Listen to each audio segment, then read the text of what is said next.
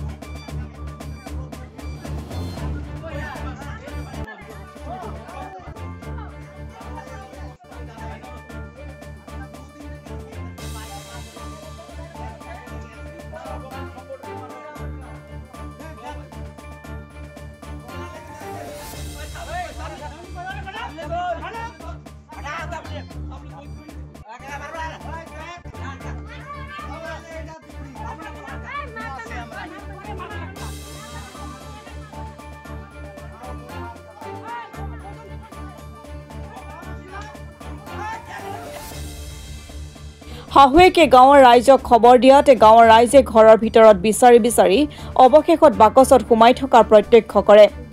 বাকচৰ পৰা উলিয়াই যুৱকজনৰ লগতে বোৱাৰীগৰাকীক গুৰুলকৈ পিটে ৰাইজে। আৰক্ষীক খবৰ নিদিয়াকৈ গাঁৱৰ একাংশ দালালে ঘটনাটো গাপ দিয়াৰ চেষ্টা কৰে যদিও মাৰপিটৰ ঘটনা মোবাইলে ভাইৰেল হৈ পৰে। উল্লেখ্য যে স্বামী কৰ্মসূত্ৰে বহিৰাজ্যত কাম কৰাৰ সুযোগ গ্ৰহণ কৰি বোৱাৰীগৰাকীয়ে ফলিমাৰী গাঁৱৰ চাবাহান আলী নামৰ যুৱকজনৰ লগত পৰকীয়া প্ৰেমত লিপ্ত হয়। বহুদিনৰে পৰা এই ঘটনা চলি থকাত বোৱাৰীগৰাকীৰ শাহুৱেকে নিজৰ পিতৃ মাতৃক অৱগত কৰায় যদিও তেখেতসকলে কথাষাৰ বিশ্বাস কৰা নাছিল। অৱশেষত দুয়োকে হাতেলোতে ধৰি গাঁৱৰ মানুহক খবৰ দিয়ে। কিন্তু গাঁৱৰ ৰাইজ আৰক্ষীক খবৰ নিদিয়াকৈ বোৱাৰী আৰু যুৱকজনক গুৰুলকৈ প্ৰহাৰ কৰি নিজে আইন হাতত তুলি লয়। বিশেষ সূত্ৰে জানিব পৰা মতে জনৈক মহাবীৰ, জনৈক মজিদ আলী, জনৈক কাদেৰ আৰু জনৈক ৰঞ্জিত নামৰ ব্যক্তিকেইজনে মোটা অংকৰ বিনিময়ত উক্ত ঘটনাটো গাপ দিয়াৰ চেষ্টা কৰে।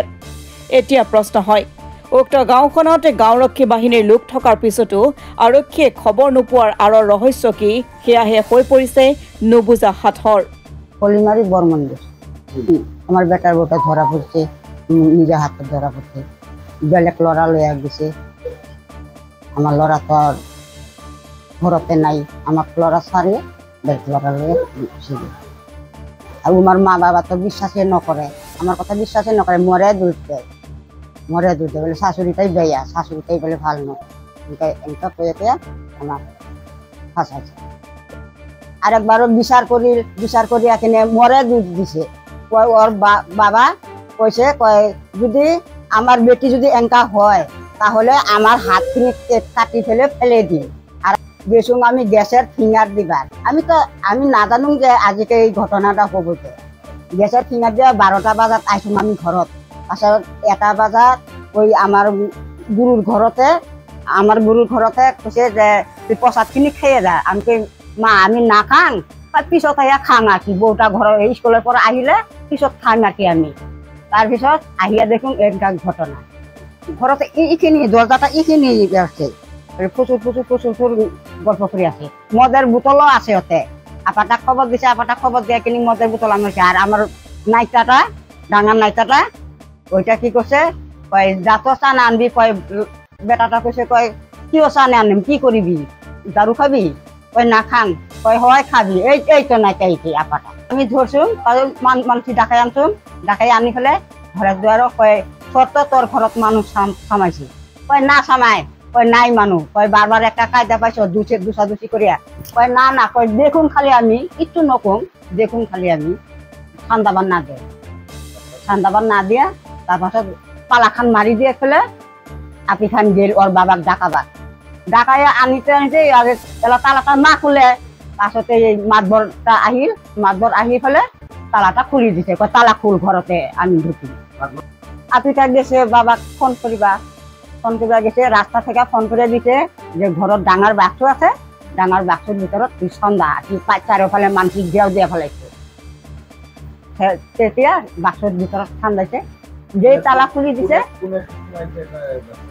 ওই যে ল'ৰাটা আমাৰ বোৱাৰীৰ লগত ভাল পাইছিল ওই ঠান্দাইছে বাক্সৰ ভিতৰত বাক্সটা দেখি বা যে বাক্স খুলছে বাক্সটা খুলিব না দে বাক্সৰ ওপৰত আৰু এনেকা কৰি বহি আছে বোৱাৰীটা বাক্সৰ ওপৰত তাৰপিছত এই বাক্সটা খুলি দিছে গাঁৱৰ মানুহ খুলি দি এলাৰ বাক্সৰ ভিতৰত টানিয়া ই কৰিয়া তাৰপাছত এই ফুটাৰ লগত বান্ধে চিনি পাম এই যে এই বেলচুল চুৱাহান আমাৰ এইটো বৰ্মন ল'ৰা ঘৰত নাই তো ল'ৰা বেংগলৰ বোৱাৰী এনেকা কাম কৰে এটা 6 মাহ আজিকাল 6 বছৰ হ'ল লকডাউন হৈছে তেতিয়া থেকে এনেকা ঘটনা এতিয়া দেখছোন 6 বছৰ তেনে উনি আহা যাহা কৰি আছে আমি কেন নকৰো কিবা কিনি দৰকাৰ থাকে কিবা এই ঘৰটাও বানাই পিছৰ বিচাৰ মানে এনেকা বিচাৰ হৈছে কয় তোমাৰ আপি খান তুমি বিচাৰ কৰা আৰু আমাৰ আপা খান আমি বিচাৰ কৰিম আৰু উমাৰ ভাইখিনি ডাঙাইছে তেতিয়া দেৱা নাই তেতিয়ালা কি কৰে বুজা নাপাংলা কি দেয় না কি কৰে এটাই আমি জানি কে দিলেও আমি চিন্তা নকৰো আমার নাইটা দুটাই আছে নাইটা দুটা গোটাইখিনি জানে নাইটা দুটাই আমার সাক্ষী কর্ম ব্যুরো রিপোর্ট অসম টুডে।